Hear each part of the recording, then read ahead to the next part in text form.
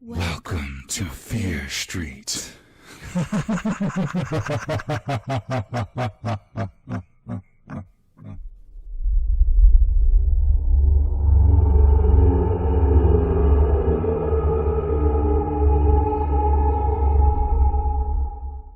There are lots of rumors out there about skinwalkers.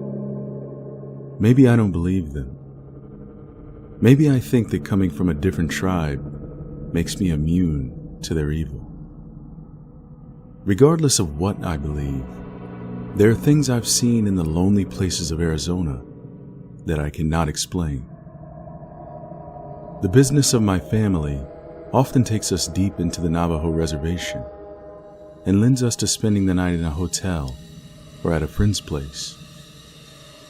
However superstitious or practical you are, there can be no argument that those desolate desert roads are not always safe for travelers and locals alike after the sun sets.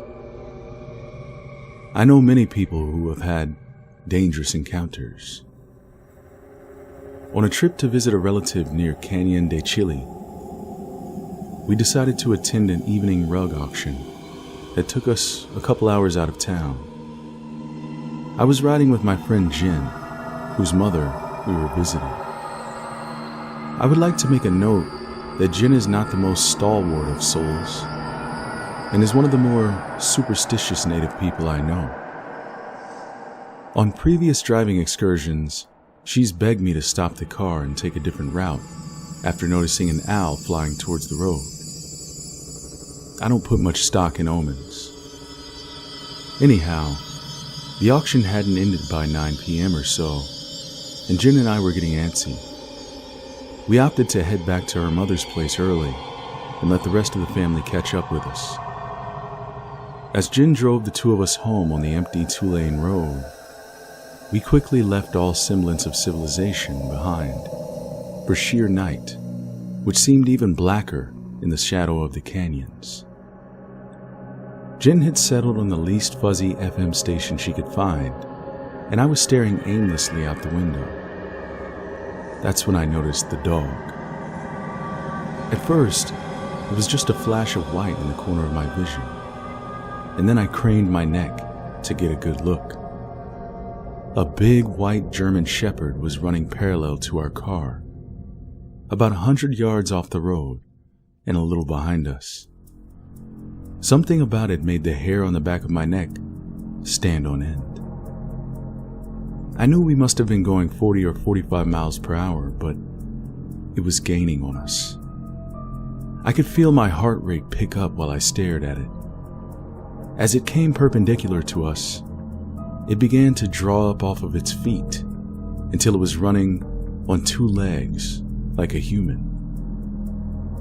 When it turned its head to look at me, my stomach dropped. Even from that distance, I was sure I could see a red glint to its eyes, and a feeling of dread washed over me. I must have made a noise because Jen touched my leg and asked what was wrong. I glanced at her wordlessly and then gestured out the window. But as I turned back, the dog was gone. Not wanting to scare her, I told her the dark was playing tricks on me and closed my eyes, determined to sleep the rest of the way home. The next night, after a lot of food and even more visiting, I had holed up in my room to get ready for bed. I was staying in the 2nd floor of the house, and my window overlooked the street. The houses are fairly spread out, but the road is lined with street lamps, the nearest of which is less than a block away on the opposite side. I turned out my light and went to the window to pull down the shades so the light wouldn't keep me up. Fear hit me like a sucker punch when my eyes drifted across the road. There, in the light of the street lamp, was the German shepherd. It was standing on its hind legs in a way that I knew canine anatomy should not allow, and it was staring straight back at me. From that close, It was obvious that it had deep red eyes and fur that was a yellowish white. I don't know how long we watched each other. I knew better than to stare it in the eyes, but I was too terrified to turn away. Finally, it dropped down to all fours and walked away. I slept with a knife next to my bed and the bedroom door locked that night. Some part of me thinks it was a skinwalker that I saw, a witch out hunting for trouble. I haven't been back to Canyon de Chile. I was spending a month with my cousins at my grandma's house. It was August, and my cousins' ages ranged from 10 to 15, and I was the oldest, being 15. They were 10, 13, and 14. We stayed up telling scary stories often, but one night a few weeks in, we decided to make a campfire out back. My grandma's house is in a rural suburb. The neighbors aren't too far when you're driving down the road to her house, but in the backyard, it's thick forest with man-made paths through it. Each house is on a hill, so only part of the basement was actually underground. That isn't important until later, though. So we're towards the east side of her yard, in a small patch of open land. You couldn't see the neighboring yards from there, and there were probably 3/4 mile to each side of us that belonged to my grandma. It was maybe 11 at night, and we were playing truth or dare after telling scary stories, and my 14-year-old cousin dared me and the 13-year-old to go walk through the paths for 10 minutes. I said yes right away, as I wasn't easily scared and was rather level-headed, but my younger cousin was a bit more hesitant. We didn't bring a flashlight because it wasn't pitch dark yet, and we could see enough to keep us alive. We were walking through the paths for about 5 minutes and could barely see the fire through the trees when we finally decided to turn. In the middle of the path was a large dog-like creature, hunched over, with its front hands an inch from the ground. What I remember most was how its eyes were so bright white, and it was humanoid dog-shaped, with a human-like head but a dog-like body, and human hands and feet. It looked right at us, and I was paralyzed with fear as it dashed away the opposite way from us, towards a creek that ran through the yard. Eventually my cousin and I screamed, and my other cousins and grandma ran to us. I don't remember much here because I was really disoriented and I couldn't think properly, but I did wake up in bed, so I assumed that I was brought up to the house.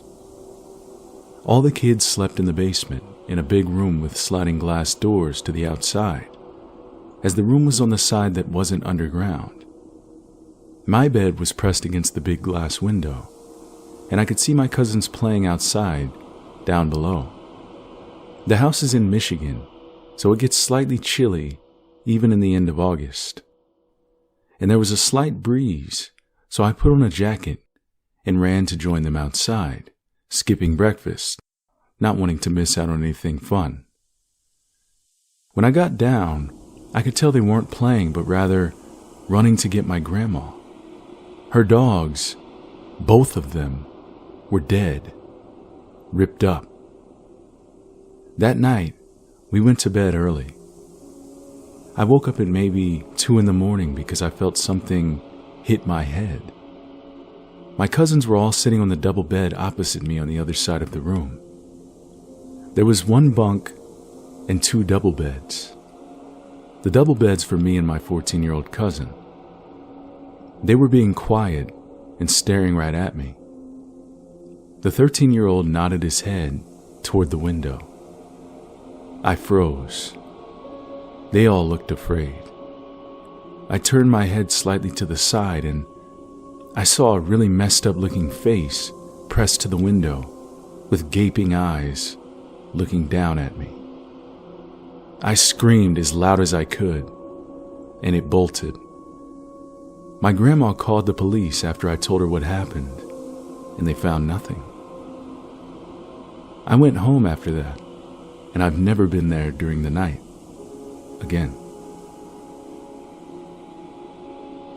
I decided to join my best friend Karen for a 3-day stay at her grandmother's place on the res. Her grandmother lives near a place called Tuba City, Arizona, in the middle of nowhere, but surrounded by rural homes. We go to college together, and I was interested to know about Navajo tradition. The first day we stayed, it was pretty chill, nothing out of the ordinary, but then her grandma, who wasn't that old, around 67, said that a stray dog came out of nowhere and wouldn't leave. To me, it did act kind of strange, and it was ugly. It had a black shaggy coat and looked like a mix between a German Shepherd and a lab. That night, we were watching a movie in the living room. The living room had big windows that looked out into the front where the cars are parked, nothing fancy, and the curtains were wide open. Grandma was in the kitchen cooking dinner, and we were watching a movie. Next to the window is a medium-sized bookshelf and where DVDs are kept. Karen went to put a DVD in that we had just watched, but she freaked out because that stray black dog was staring at us through the window, standing on top of the wood box outside. It's not something normal dogs do from my point of view, or hers. Usually my dog, which is a house dog, scratches the door to be let in. Res dogs aren't house dogs, and dogs inside houses are frowned upon in Navajo tradition, meant to protect the house and owner. The other dogs seemed to stay away from it. Karen opened the door and yelled at it to get off the box. It ran off behind the shed. We went to Tuba City to get some groceries and came back to the house. The dog was nowhere to be seen, and there was nothing unusual. Grandma went to visit some people, so it was just Karen and I at this point. At about 5 o'clock, we heard someone trying to open the door. Both of us looked out since we hadn't seen or heard a car, and the dogs weren't barking. We were looking out the living room window to the door, and there was the dog trying to open the door with its paws. 2 paws wrapped around the brass doorknob, standing on its hind legs. I thought that was weird, but wasn't really freaked out. Karen was, though. She opened the door and chased it off. Grandma came back later, and Karen told her. Grandma didn't like what she had heard.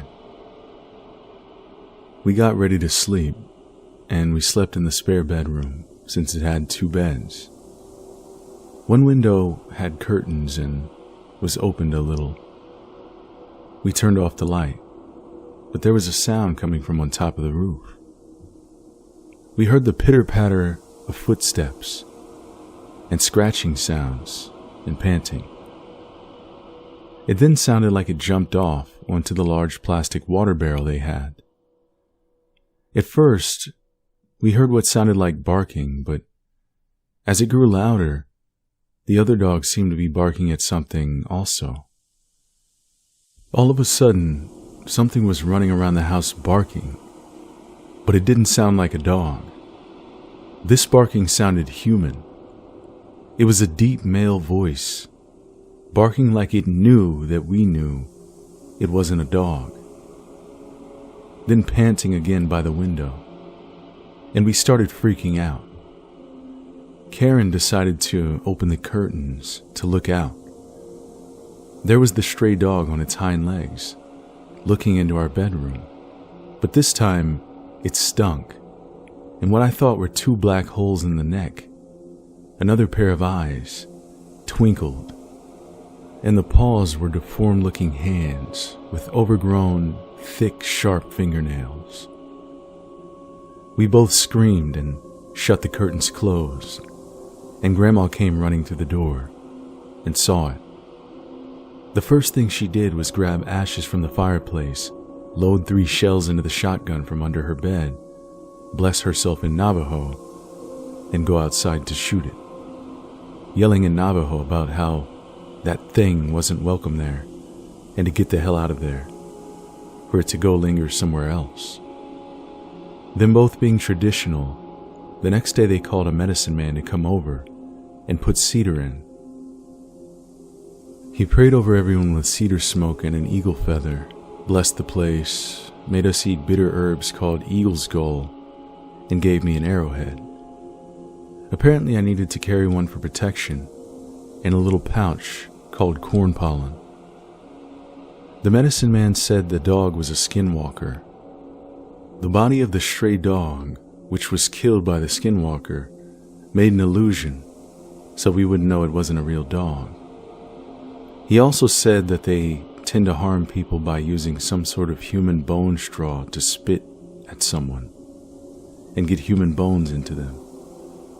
Doctors can't detect it, but the medicine man that day pulled a piece of human skull out of Grandma's right shoulder. It was pretty big, about 2 inches long and 1 centimeter thick. It was real. We watched him pull it out of her.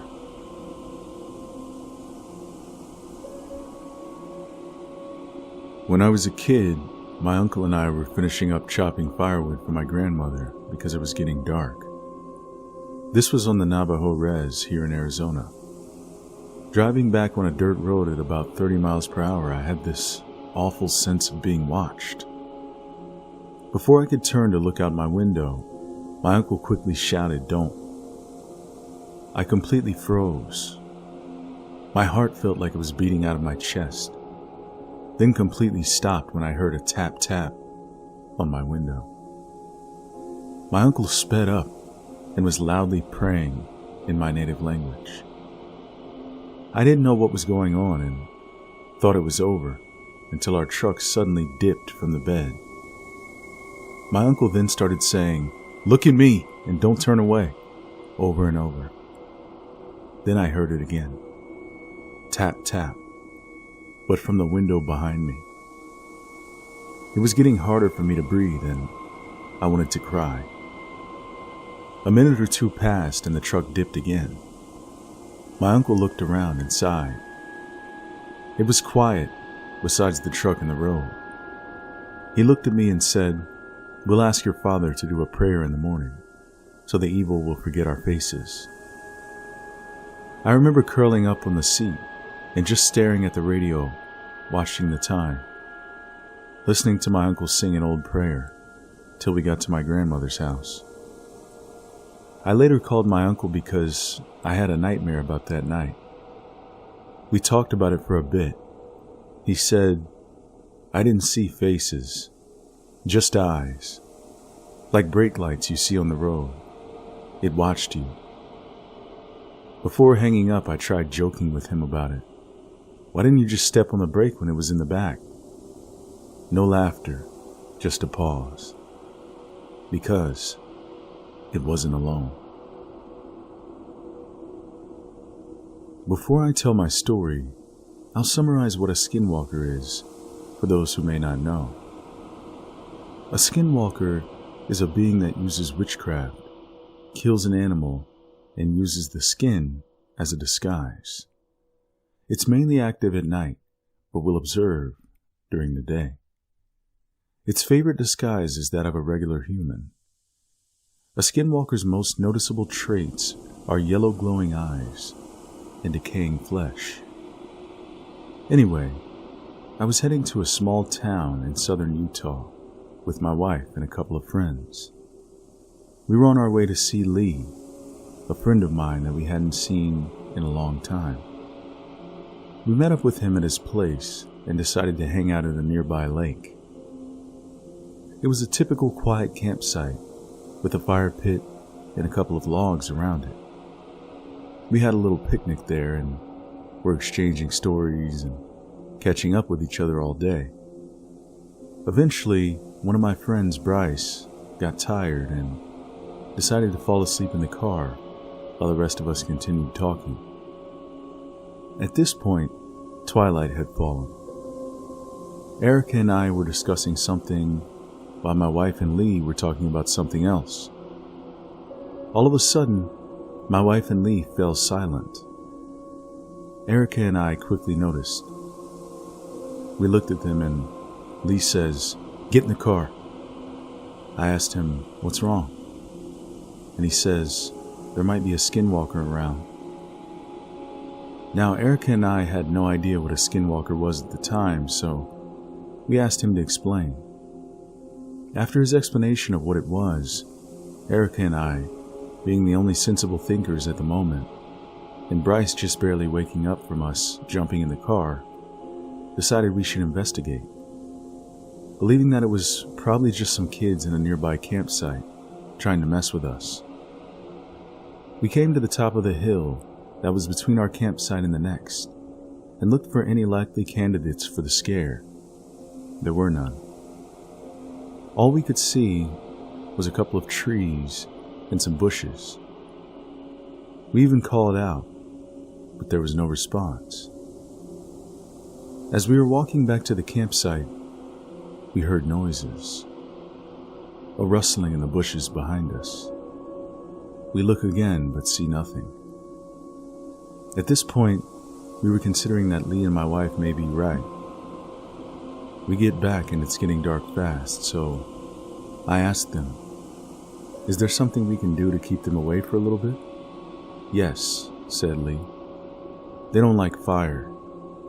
And him, my wife, and Bryce start working on a fire, while me and Erica go down by the lake to collect the 2 liters we had put in the water to keep cold. Now it's dark, and as Erica and I head back with the sodas, we hear rustling in the bushes beside us. We're both scared. We hurry back and put everything back in the car as quickly as possible, while Lee made sure the fire kept burning. After getting everything in the car, I rush over to the fire pit and tell everyone to get in the car as I proceed to stomp the fire out. Right as the fire went out, I hear a blood-curdling scream from across the lake. I felt my heart stop. Lee had said skinwalkers are fast. They can make a full lap around this lake in a matter of seconds. I jump in the car and yell, "Go!" Right as the engine started and the lights come on, we see it coming out of the bushes in front of us. Glowing yellow eyes and what looked like a zombified coyote with decaying flesh. We backed up and peeled out of there as fast as we could. This happened 2 years ago, and it still scares me to know how close I came to death. I'm honestly amazed that we all survived such a close encounter with this thing. It was 1995. I had just graduated high school. An old friend who I haven't talked to in 7 years now and I were hanging out, and I said, "Let's go to New Orleans." So we did. We had $140 between us, and back then, that was more than enough. We made it to New Orleans, almost died from culture shock, and then turned around and headed to Magnolia, Mississippi to get some sleep. We stayed at Magnolia Inn. It was a crap hole, but it was nice and cool. It was May or June in South Mississippi. Cool was the only adjective that mattered. We stayed up that night playing poker, drinking Gordon's vodka, and talking about who knows what. Probably girls, college and college girls. At some point, I said, "Ever been to Texas?" "Nope." "Pack your bag and let's roll." We had a road atlas. Marshall, Texas was right across the border from Shreveport. We arrived in Shreveport, made a phone call to another friend, who we were actually supposed to be staying with. Both of our mothers had called looking for us. The only person that knew where we were was the buddy on the phone. It was no big deal. We'd be home in a day or two. I'm being short on details because if I don't, this will turn into a novel-length story about chasing armadillos and being chased by the boogeyman. Before we left that rest area in Shreveport where we made the call, we saw an armadillo. Let me tell you something about armadillos. Those bastards will hiss, jump, and turn into Tasmanian devils if you corner them. They also carry leprosy. We were 18. We chased that armadillo around for an hour.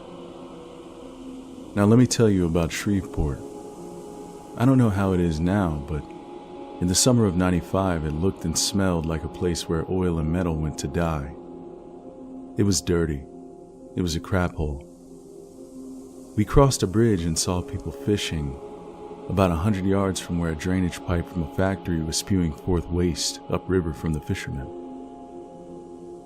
The locals reminded me of the locals in Adamsville. Bald-headed women and cross-eyed men. A lot of bald-headed, cross-eyed kids. I'm sorry, but it was a Rob Zombie movie come to life. I felt like I was going to be raped because I had a full head of hair and could see straight. The best part of Shreveport was an armadillo that might possibly have leprosy. Marshall, Texas was a good 40 miles away. We rolled on. Marshall was a decent little town, home of the Fire Ant Festival. We stopped at a little barbecue joint and had a Coke, a smile, and some pulled pork. It was getting late and the sun was setting. We looked at the map and decided to backtrack a bit and head up rural Route 43, through Karnak, and past Caddo Lake. We'd eventually run into Highway 59, head to Texarkana, and then head back home. When we left the barbecue joint and headed towards 43, it was dusk. Highway 43 wasn't well lit. It was almost as dark as Natchez Trace Parkway. My friend was driving and we were doing about 45 miles per hour. Any faster would have been reckless, even for a couple 18-year-old dumbasses. This road was kind of like Christmasville Road. The locals reading this will know what I mean. The non-locals will just have to use your imagination. It was dark, winding, full of hills that ended in curves. There were beady and glowing eyes on both sides of the road. You could hear the crickets and the bullfrogs over the sound of the wind rushing by that old Sentra. It was peaceful and creepy at the same time. The humidity was a real thing, tangible. The air was thick. It smelled like pastures, hay, and swamp. We drove for what seemed like hours. It was after midnight, and I saw a sign that informed me that Bivens was the next town of any size. I was hypnotized by the yellow lines on the road. We hadn't seen another car in at least an hour. Sleepy, I rolled down the window and lit a cigarette. There was music coming from the radio, the tape player. It was either Tupac or Bob Seger. I smoked my cigarette, absent-mindedly flicking ashes out of the window.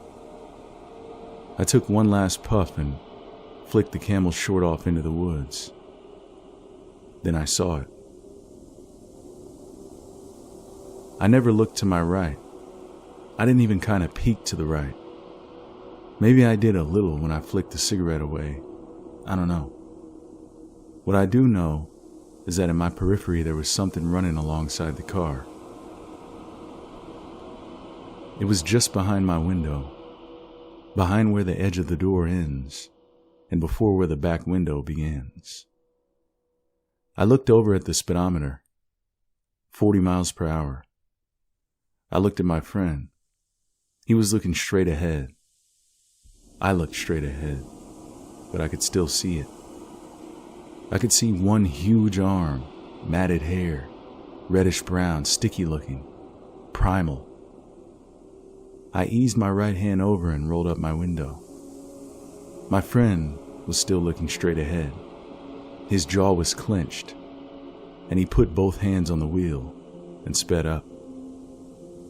No words were said. I looked straight ahead, and still out of my periphery, I could see that arm moving, muscles and tendons visibly rippling beneath that matted hair. As the car gained a little speed, the thing running alongside us lost pace slightly. I then saw the hand on the end of that nightmarish arm. The hand was clenched into a fist the size of a cantaloupe, a big cantaloupe. It was covered in the same hair, but slightly darker around the fingers, like it was stained with something. Suddenly, the hand unclenched, and then I saw the claws. Black as this damned after midnight Texas night. Those claws were at least 2 inches long, sharp, like an animal's. This wasn't a hand so much as it was the killing paw and claws of some beast whose only purpose was to kill and eat. I looked back at my friend. I looked at the speedometer, 50 miles per hour. I looked straight ahead. It was still there. I lit another cigarette, didn't roll the window down, and simply said, "Shit." The music had stopped. I finally broke the silence and said, "Hey, do you?" And before I could finish, my buddy said, "I see it. I've been seeing it. I can't even see you, but I can see whatever the hell that thing is." "How much do you see?" "More than I want to." "Speed up, John. Just speed up. It can't keep up forever." I looked over. 55 miles per hour. Whatever was chasing us silently was starting to lag behind. I finally looked to my right, just a bit. Imagine the scary part of the movie where you put your hands in front of your face but still peek through. In 37 years, I have 2 regrets. One is picking up that first cigarette, and the other is me looking to my right that night. This beast was huge. Its chest was above the top of the car, and all I could see was that matted reddish-brown hair. Then it bent forward as it ran, and I saw the face of this thing. All reality stopped. We were no longer driving down some country road in Texas. We were now trying to escape from the depths of a monster-inhabited hell. This thing's face is beyond my powers to describe. It was evil. The eyes were black and the pupils were red. It flashed its teeth at me in a snarl, yellow and huge. Saliva dripped from its mouth. It opened its eyes wide and it looked hungry and mad. Then it opened its mouth. The skin pulled back until all I could see were black gums and yellow teeth. Immediately, I could feel the car accelerate. "Go, John, just go!" I prayed. I cussed. I lit a cigarette. Then, like sunshine breaking through the clouds, the road straightened out. "Don't you slow down." We drove through Bivens, and we drove to Texarkana. Then we drove home. We never said a word. It was years later, 11 to be exact, before we ever even talked about it again, and even then, we didn't talk about it much. He said he'd never told anyone, and I hadn't either. I told the story a few years back for the first time, while I was parked out on a gravel road, doing the things you do when you're parked out on a gravel road with a good-looking woman. I told it a year or so ago to a couple of kids who wanted to hear a scary story while they sat around a campfire. They didn't sleep for a day or two, but they asked me a dozen more times to tell them the story. I never told anyone until now that I saw its face. I've been scared for my life exactly 2 times. Once was on that road, and once was looking at a grizzly bear in front of me with a terminal velocity inducing drop to the side of me. Call it what you will. Call it bullshit if you want, but look me in the eyes and let me tell you this story and you'll know. Never doubt that there are things in this world that defy explanation and logic. The boogeyman is real.